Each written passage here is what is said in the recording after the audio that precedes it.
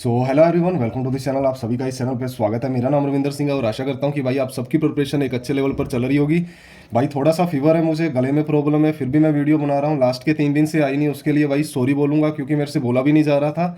आज गला थोड़ा सा सही है तो सोचा कि बना दे, क्योंकि अपना IBPS पीओ मेंस आने वाला है। ठीक है, अगर इस क्लास की PDF चाहिए तो you can join Telegram group study with Ravinder. And ये जो डिस्क्रिप्टिव है नाबार्ड, SBI एंड IBPS के लिए डेली बेसिस पर एक दिन मैं आपको लेटर करवाता हूँ, दूसरे दिन ऐसे करवाता हूँ। और आज मैं टॉपिक क्या लेके आया हूँ, ऐसे का prawns and cons of renewable energy. ठीक है भाई, थोड़ी सी मेरी आवाज़ खराब आएगी क्योंकि मेरा गला खराब है, तो फिर भी अपन चला लेंगे क्योंकि अपने को स्टडी से मतलब है, ना कि आवाज से। ठीक है, स्टार्ट करते हैं। Renewable energy has gain significant attention in recent years as world grapple with challenges of climate change and the depletion of finite fossil fuel resources. ठीक है, रिन्यूएबल एनर्जी ने गेन क्या किया है, सिग्निफिकेंट अटेंशन कुछ सालों में। क्यों किया है? क्योंकि जो वर्ड है ना, ग्रैपल्स, ग्रैपल का मतलब जूझ रहा है with the challenges of climate change and depletion of finite fossil fuel resources. I hope आपको इतना समझ आया होगा। ठीक है, renewable energy sources harness energy from natural process जैसे sunlight, wind, water, offering a promising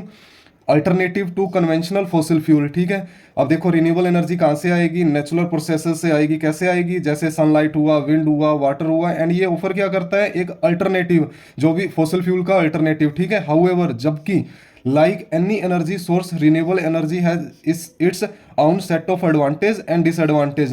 देखो कौन कौन से, देखो प्रत्येक चीज के यार दो ही मतलब होते हैं, या तो पॉजिटिव एंड नेगेटिव। अगर कोई चीज के पॉजिटिव इम्पैक्ट है तो उसके नेगेटिव भी होंगे होंगे। ठीक है, अब अगर पॉजिटिव की बात करूं तो environmental benefits. One of the primary advantages of the renewable energy is it's positive impact on environment. बहुत सारे मतलब इसके एडवांटेज है, बट मेन एडवांटेज क्या है कि इसका पॉजिटिव इंपैक्ट है इन्वायरमेंट पे रिन्यूएबल एनर्जी का, अनलाइक फॉसिल फ्यूल। ठीक है, रिन्यूएबल सोर्सेज जैसे solar, wind, hydro power produce minimal green house gas emission. ठीक है, ये जो रिन्यूएबल रिसोर्सेज है ना, ये बहुत कम green house gas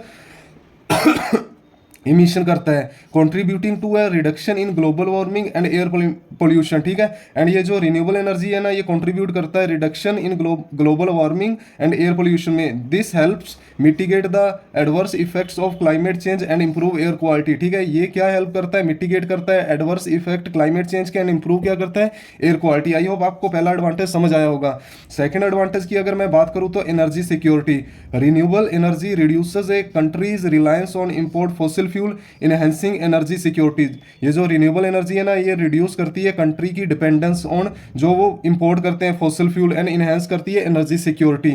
since renewable resources are abundant and the often locally available. जो रिन्यूएबल रिसोर्सेज है ना भाई, वो बहुत ज़्यादा है एंड लोकली अपने को अवेलेबल है। ठीक है, they can provide a stable and reliable source of energy. And वो प्रोवाइड कर सकते हैं stable and reliable source of energy, reducing vulnerability to supply disruption and price fluctuation. ठीक है, एंड ये रिड्यूस करता है वनरेबिलिटी एंड प्राइस जो फ्लक्चुएट होते हैं, जैसे बिजली के प्राइस फ्लक्चुएट होते हैं, तो ये रिड्यूस करता है। ठीक है, पॉइंट नंबर 3 की बात करूं तो sustainable and infinite.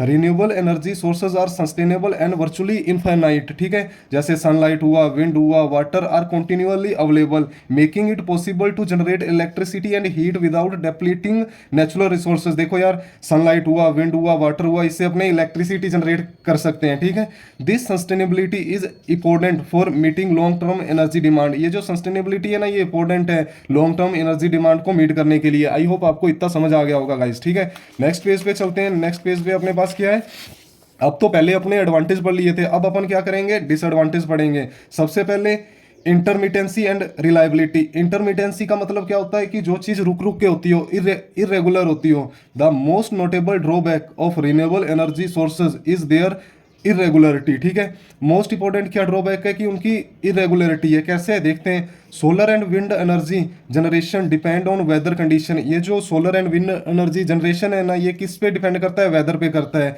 Which can be unpredictable, जो अपन मतलब बोल नहीं सकते कि हाँ वेदर ऐसा रहेगा, वेदर वैसा रहेगा, जस्ट अपन प्रिडिक्ट कर सकते हैं।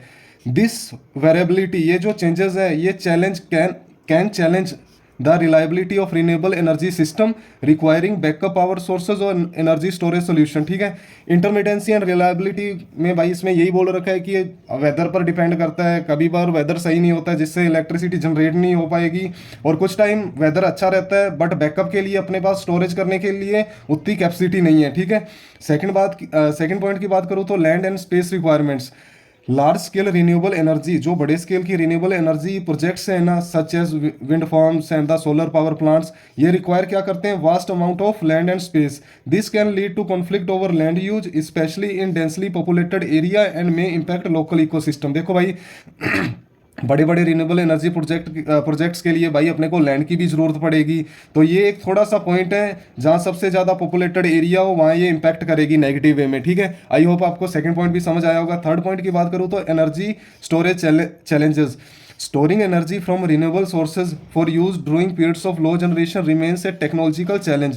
Effective energy storage solutions are needed to ensure a reliable and continuous energy supply. देखो भाई, एनर्जी को स्टोर करना एक टेक्नोलॉजिकल अपने लिए बहुत बड़ा चैलेंज है, क्योंकि जब देखो बरसात का मौसम होता है तो अपन इतनी इलेक्ट्रिसिटी जनरेट नहीं कर सकते हैं, तो अगर उस टाइम में भी अपने को इलेक्ट्रिसिटी की जरूरत है तो अपने को स्टोरेज की फैसिलिटी की जरूरत है, और वो स्टोरेज की फैसिलिटी के लिए अपन अभी उतने कैपेबल नहीं है। ठीक है, इस पॉइंट में यही लिखा है। ठीक है, लास्ट में अगर कंक्लूजन की बात करूं तो कंक्लूजन में क्या दे रखा है, रिन्यूएबल एनर्जी क्या ऑफर करती है, बहुत सारे एडवांटेज।